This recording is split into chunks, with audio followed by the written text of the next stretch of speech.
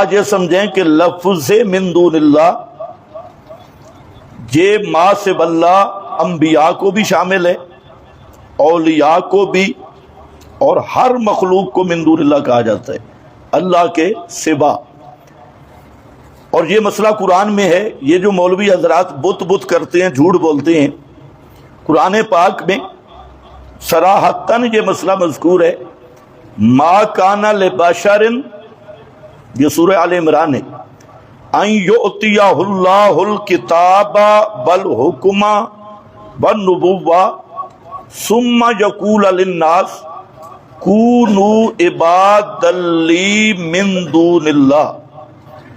یہاں من دون اللہ کس کو کہا گیا؟ ما کان لبشر، کہ کسی ایسے بشر کی شان نہیں جس کو میں کتاب دوں، نبوت اور حکمت دوں، پھر وہ لوگوں کو بولے کہ کونوا عبادا لی من دون اللہ، کہ تم اللہ کے سوا میری بندگی کرو اور مجھے پکارو۔ یہ کون سا بشر ہے جس کو کتاب مل رہی ہے، حکمت اور نبوت مل رہی ہے؟ اس کو قرآن نے کہا من دون اللہ۔ احمد رضا خان صاحب نے اپنے فتاوی میں ایک رسالہ لکھا ہے، الزبدۃ الزکیہ فی حرمات السیدۃ التحیہ۔ اس میں احمد رضا خان نے اسی آیت کو لکھا اور اس کو لکھ کر کہتے ہیں ما کان لبشر، ان سے مراد نبی کریم علیہ السلام ہے۔ تو اب ما کان لبشر سے مراد نبی پاک صلی اللہ علیہ وسلم، اور اعلی حضرت صاحب آگے من دون اللہ لکھ رہے ہیں۔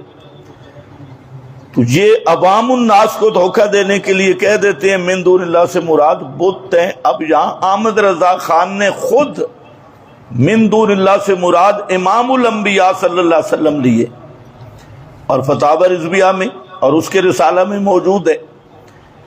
اسی طرح اموات غیر احیاء وما یشعرون، اس سے پہلے بھی ہے کہ والذین یدعون من دون اللہ لا یخلقون شیئا وهم یخلقون۔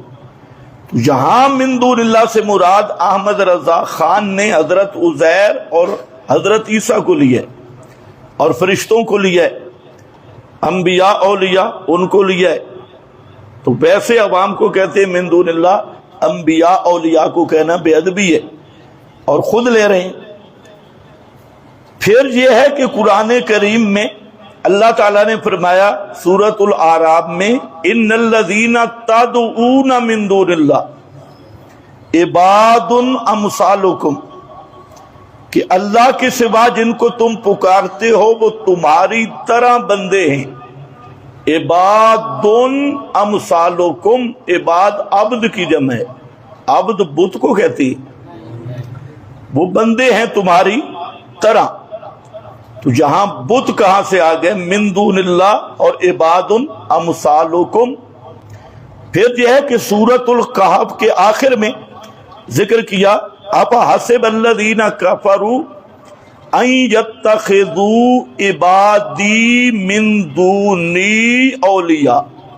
کیا ہے؟ عبادی من دونی اولیاء۔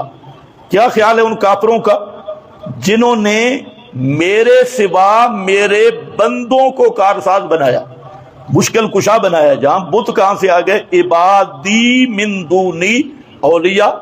پھر سورۃ المائدہ کے آخری رکوع کے شروع میں قیامت کا منظر ذکر کیا کہ قیامت والے دن یہ جو عیسائی مشرک ہیں حضرت عیسیٰ کو پکارتے ہیں، ان کو حضرت عیسیٰ کے روبرو کیا جائے گا، کیونکہ عیسائیوں نے حضرت عیسیٰ پہ یہ الزام لگا رکھا ہے کہ حضرت عیسیٰ نے ہمیں کہا کہ مشکل میں مجھے پکارو اور میری ماں مریم کو پکارو، ان سے دعائیں مانگو۔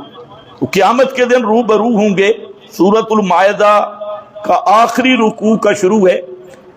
پہلے اس سے پہلے رکوع میں اللہ نے حضرت عیسیٰ کی عظمتیں بیان کی، شانیں بیان کی، انعامات، اور پھر فرمایا کہ یہ انعامات یاد کرانے کے بعد اللہ رب العزت پوچھیں گے اذ قال اللہ یا عیسی ابن مریم اانت قلت للناس اتخذونی وامی الہین من دون اللہ، کہ اللہ تعالیٰ فرمائیں گے میرے عیسیٰ کیا تو نے کہا تھا کہ مجھے اور میری ماں کو مشکل کشا بنا لینا من دون اللہ، اللہ کے سوا۔